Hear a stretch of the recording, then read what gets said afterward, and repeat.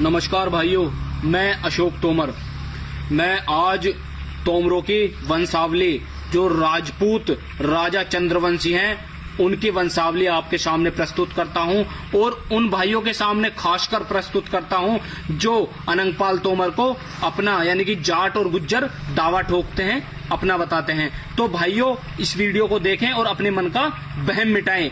मैं उनकी वंशावली राजा अजमल जी से लेकर अनंगपाल तक, यानी कि मैं आपको तोमरों की महाभारत के सर्वश्रेष्ठ योद्धा अर्जुन से लेकर अनंगपाल तक की वंशावली बता देता हूं और आपकी मानसिकता और भ्रम को दूर कर देता हूं। आइए, किस प्रकार है।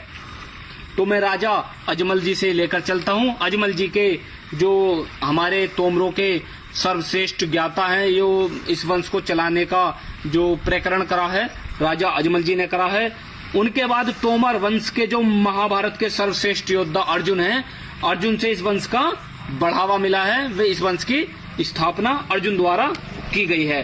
तो इनके पुत्र हुए अभिमन्यु। अभिमन्यु के पुत्र राजा परीक्षित हुए, जो कलयुग के प्रथम राजा कहलाए। वे परीक्षित के बाद जन्मेजय। जन्मेजय राजा परीक्षित के पुत्र थे।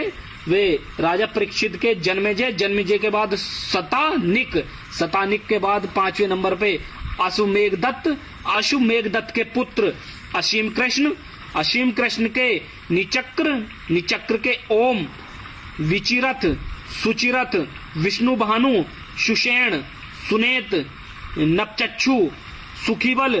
सुखीबल के पुत्र परिपलव। परिपलव के शुने, मेधावी, रिपुंजय। रिपुंजय के बाद अश्वअत्रि। अश्वअत्रि के बाद भेदरथ, वासुदास, शतानिक, उच्चन, वहीनर, चंद्रपाणी।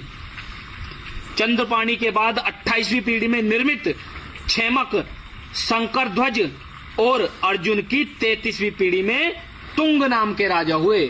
तुंग नाम के राजा से ही तवर और तोमरों का बखान हुआ।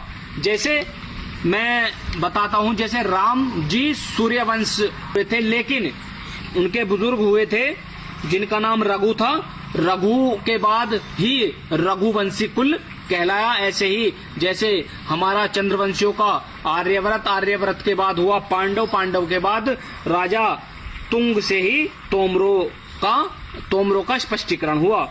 और आज भी राजस्थान में तवर और हरियाणा में तवर और उत्तर प्रदेश में तोमर नाम से चंद्रवंशियों को संबोधित करा जाता है। और केवल चंद्रवंशी राजपूत ही क्षत्रिय हैं। क्षत्रिय तो और भी हैं, गोत्र अलग अलग होते हैं, पर जाट गुज्जर इस वहम को ना पाड़ लें।